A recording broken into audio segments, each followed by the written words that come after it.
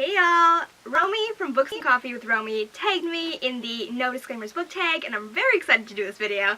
Thank you for tagging me, Romy. Let's get into some of my questionable opinions. The first question is, what trope or tropes in books annoy you the most? The first one for me that came to mind was the chosen one trope. Just, at this point, I'm just so over it. And unless they can make something actually out of it, I feel like it doesn't work well, usually. So the chosen one, but then something that I don't really think is a trope, but I keep reading in books and it keeps pissing me off, is when a black or brown boy is dating, or at least is kind of has an understanding of we're both into each other with a black or brown girl, and then leaves her for the white girl. Who would have guessed? Yeah, I'm really over that right now. I've read many books with that, and also watched Grey's Anatomy, so it's a great time. People, please stop doing this. Please. Especially when you make it so that the black and brown boy and black and brown girl have lots of chemistry and white girl just appears out of nowhere. Please stop. Please stop. Please.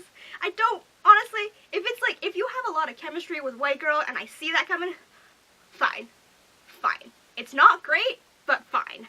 If you have no chemistry with white girl and you just throw the romance together, I'm gonna be pissed. I think that was a bad way to start this, but you know what? We're going with it. Question 2. Which writer or writers do you feel are overrated or overhyped? For me, that's Adam Silvera. I read 2 of his books. Neither of them were very compelling. Neither of them were as emotionally hard-hitting as everyone said they were. I couldn't connect with anything, really, and I don't know. I also really wanted to enjoy his books, because I think his book concepts are fantastic. I just don't think the execution is working. Question 3. What are your least favorite books you've read since joining BookTube? Eleanor and Park. Eleanor and Park was not a fun time.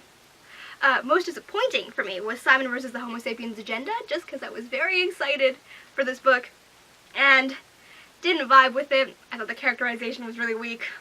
Most frustrating was probably the Grisha trilogy, because I spent the entirety of that series yelling at my brother of how dumb Alina's decisions were, or her lack of decisions were. So, fun reading times, guys! Question 4 is to think of a terrible ending that ruined an otherwise quality book, and I was trying to think of this and I couldn't think of one. I will say Eleanor and Park I hated, but I actually really enjoyed the ending. So, do with that what you will.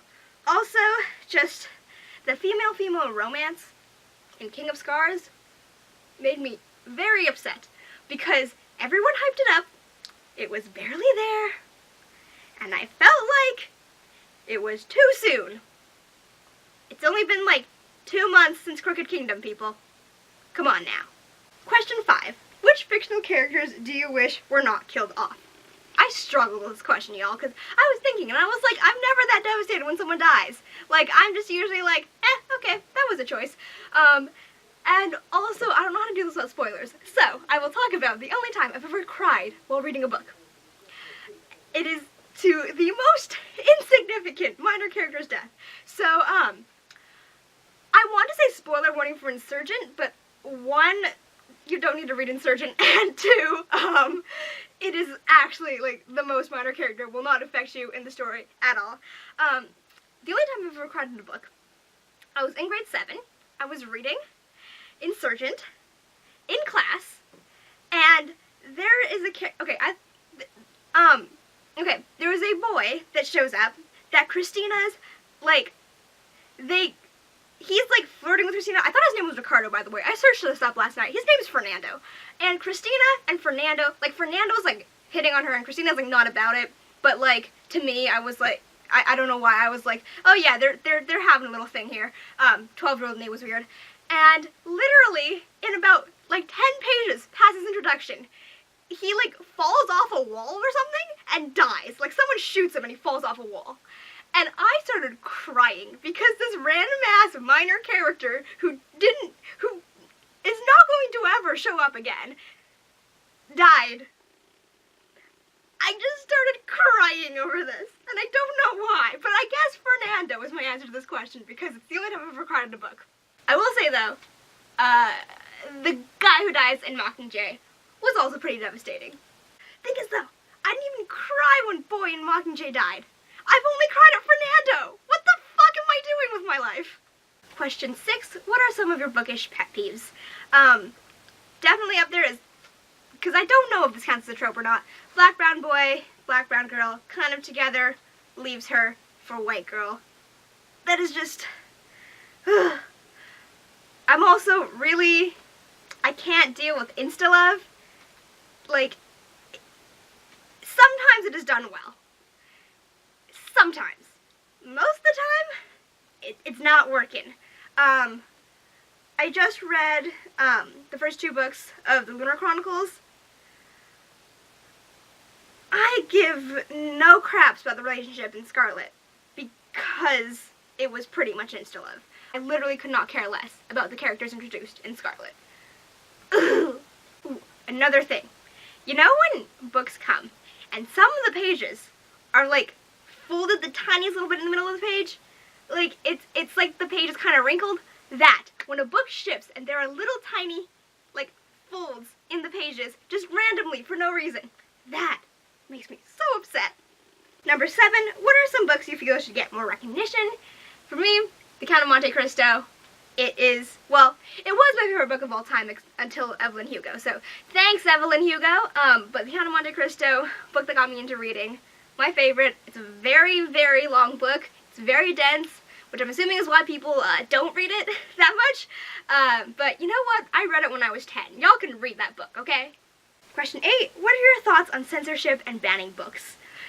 I think for me, it depends. It's, like, as a general rule overall, like, if you are supporting white supremacy and terrorism and trying to actively encourage people to it, bye-bye, see ya. If you're just talking about the topic, cool, we have to learn about it. In schools, though, censorship is dumb, okay? Oh my god, school censorship is so dumb. Whoever, like, people banned Looking for Alaska in schools because there is, like, the most unsexy blowjob scene. What else? People who ban To Kill a Mockingbird. We can't erase history. Like, I'm very sorry, but we can't do that. And pretending that wasn't part of history is not going to do anyone any good, and also, that book teaches a lot of important values. So, I think school book censorship is dumb. I think if you're gonna do censorship, if it's furthering any prominent ideals, not just, like, if you're discussing something, if you're discussing white supremacy, cool. If you're trying to push white supremacy, bye. Question 9, who do you tag? I am going to tag my Slytherin babes. Hi, Editing Coco here. It's like midnight. So, in this question, I said I'm tagging my Slytherin babes, and it proceeded to not say their channel names, and only their names. So, I am tagging Anna from Slytherin Reader, Jess from Tundra Tomes, and Emily from M Likes Books. I'm also going to tag Read with Cindy because we need her to rant about more things. Okay, Editing Coco out. That's it for this video, guys. Thank you again, Romy, for tagging me, and I will see you sometime. Goodbye.